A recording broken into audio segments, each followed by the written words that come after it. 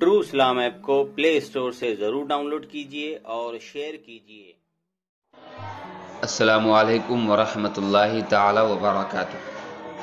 اعلیٰ حضرت فاؤنڈیشن کی جانب سے روزانہ آپ تک حدیثوں کا ترجمہ، اس کی تشریحات اور اس سے معلوم ہونے والے احکام و مسائل پہنچتے ہیں، اور آپ حضرات اسے سن کر اپنے علم میں اضافہ کرتے ہیں۔ آپ حضرات سے گزارش ہے کہ آخر تک آڈیو سنیں اور اسے اپنے دوستوں میں بھی شیئر کریں۔ روزانہ کی طرح آج میں پھر آپ کی خدمت میں کچھ باتیں لے کر حاضر آیا ہوں، بغور سماعت کرے۔ سیرت رسول اللہ صلی اللہ علیہ وآلہ وسلم کا یہ 7واں پارٹ ہے، جس میں ہم بتائیں گے کعبہ کی تعمیر اور کعبہ کتنی بار تعمیر کیا گیا۔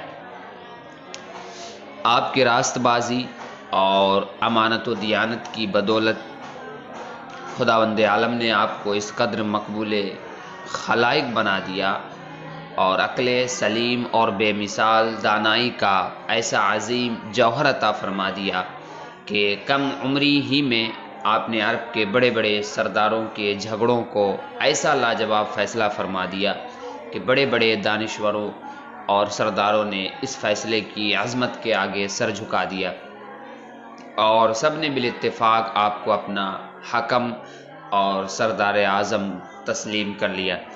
چنانچہ اس قسم کا ایک واقعہ تعمیر کعبہ کے وقت پیش آیا، جس کی تفصیل یہ ہے کہ جب آپ کی عمر 35 برس کی ہوئی تو زوردار بارش سے حرم کعبہ میں ایسا سیلاب آ گیا کہ کعبہ کی عمارت بالکل ہی منہدم ہو گئی۔ حضرت ابراہیم و حضرت اسماعیل علیہ السلام کا بنایا ہوا کعبہ بہت پرانا ہو چکا تھا۔ عمالقہ قبیلہ جرہم اور قصی وغیرہ اپنے اپنے وقتوں میں اس کعبہ کی تعمیر و مرمت کرتے رہے، مگر چونکہ عمارت نشیب میں تھی، اس لیے پہاڑوں سے برساتی پانی کے بہاؤ کا زوردار دھارا وادی مکہ مکرمہ میں ہو کر گزرتا تھا، اور اکثر حرم کعبہ میں سیلاب آ جاتا تھا۔ کعبہ کی حفاظت کے لیے بالائی حصہ میں قریش نے کئی بند بھی بنائے تھے، مگر وہ بند بار بار ٹوٹ جاتے تھے۔ اس لیے قریش نے یہ طے کیا کہ عمارت کو ڈھا کر پھر سے کعبہ کی ایک مضبوط عمارت بنائی جائے، جس کا دروازہ بلند ہو اور چھت بھی ہو۔ چنانچہ قریش نے مل جل کر تعمیر کا کام شروع کر دیا۔ اس تعمیر میں حضور صلی اللہ علیہ وآلہ وسلم بھی شریک ہوئے، اور سرداران قریش کے دوش بدوش پتھر اٹھا اٹھا کر لاتے رہے۔ مختلف قبیلوں نے تعمیر کے لیے مختلف حصے آپس میں تقسیم کر لیے۔ جب عمارت حجر اسود تک پہنچ گئی تو قبائل میں سخت جھگڑا کھڑا ہو گیا، اور ہر قبیلہ یہی چاہتا تھا کہ ہم ہی حجر اسود کو اٹھا کر دیوار میں نصب کریں، تاکہ ہمارے قبیلے کے لیے یہ فخر و اعزاز کا باعث بن جائے۔ اسی کشمکش میں 4 دن گزر گئے، یہاں تک کہ نوبت پہنچی کہ تلواریں نکل آئی۔ بنو عبدالدار اور بنو عدی کے قبیلوں نے تو اس پر جان کی بازی لگا دی، اور زمانہ جاہلیت کے دستور کے مطابق اپنی قسموں کو مضبوط کرنے کے لیے ایک پیالہ میں خون بھر کر اپنی انگلیاں اس میں ڈبو کر چاٹ لی۔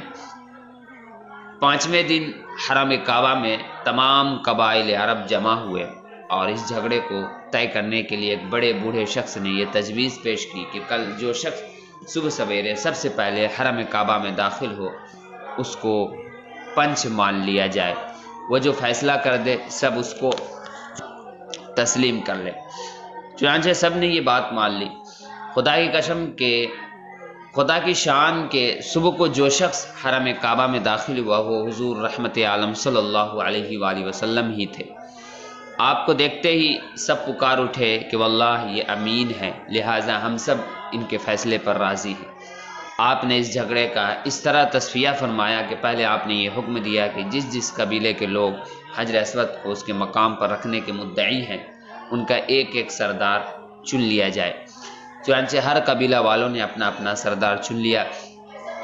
پھر حضور صلی اللہ علیہ وآلہ وسلم نے اپنی چادر مبارک کو بچھا کر حجر اسود کو اس پر رکھا، اور سرداروں کو حکم دیا کہ سب لوگ اس چادر کو تھام کر مقدس پتھر کو اٹھائے چنانچہ سب سرداروں نے چادر کو اٹھایا اور جب حجر اسود اپنے مقام تک پہنچ گیا تو حضور صلی اللہ علیہ وآلہ وسلم نے اپنے متبرک ہاتھوں سے اس مقدس پتھر کو اٹھا کر اس کی جگہ پر رکھ دیا۔ اس طرح ایک ایسی خون ریز لڑائی ٹل گئی جس کے نتیجے میں نہ معلوم کتنا خون خرابہ ہوتا۔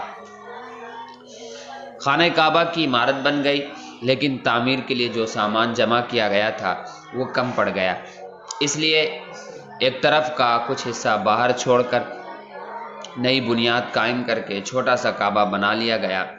کعبہ معظمہ کا یہی حصہ جس کو قریش نے عمارت سے باہر چھوڑ دیا حتیم کہلاتا ہے، جس میں کعبہ معظمہ کی چھت کا پرنالہ گرتا ہے۔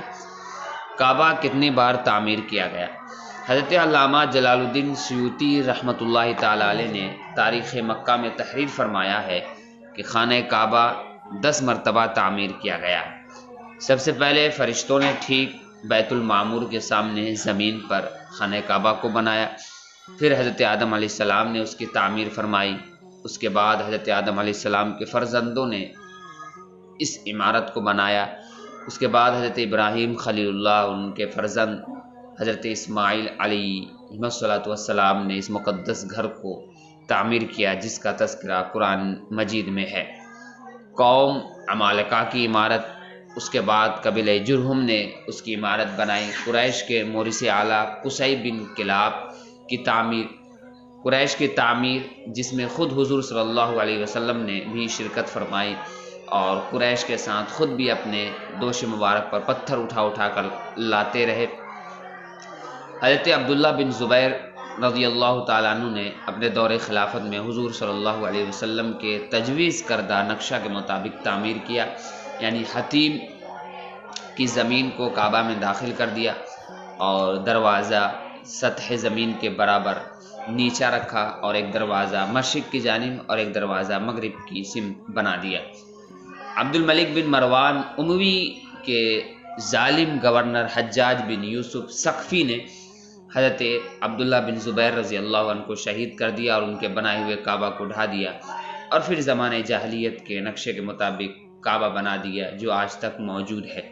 لیکن حضرت علامہ حلبی علیہ الرحمہ نے اپنی سیرت میں لکھا ہے کہ نئے سرے سے کعبہ کی تعمیر جدید صرف 3 ہی مرتبہ ہوئی ہے۔